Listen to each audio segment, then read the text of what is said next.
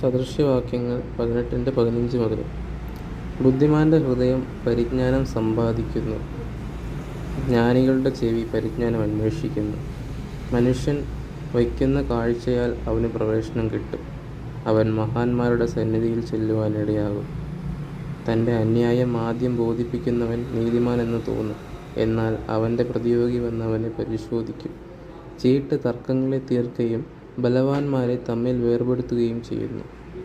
ദ്രോഹിക്കപ്പെട്ട സഹോദരൻ ഉറപ്പുള്ള പട്ടണത്തേക്കാൾ ദുർജയനാകുന്നു. അങ്ങനെയുള്ള പിണക്കം അരമനയുടെ ഓടാമ്പൽ പോലെ തന്നെ. വായുടെ ഫലത്താൽ മനുഷ്യൻ്റെ ഉദരം നിറയും, അധരങ്ങളുടെ വിളവ് കൊണ്ട് അവന് തൃപ്തി വരും. മരണവും ജീവനും നാവിൻ്റെ അധികാരത്തിലിരിക്കുന്നു, അതിലിഷ്ടപ്പെടുന്നവർ അതിൻ്റെ ഫലം അനുഭവിക്കും. ഭാര്യയെ കിട്ടുന്നവന് നന്മ കിട്ടുന്നു, യഹോവയുടെ പ്രസാദം ലഭിച്ചുമിരിക്കുന്നു. ദരിദ്രൻ യാചന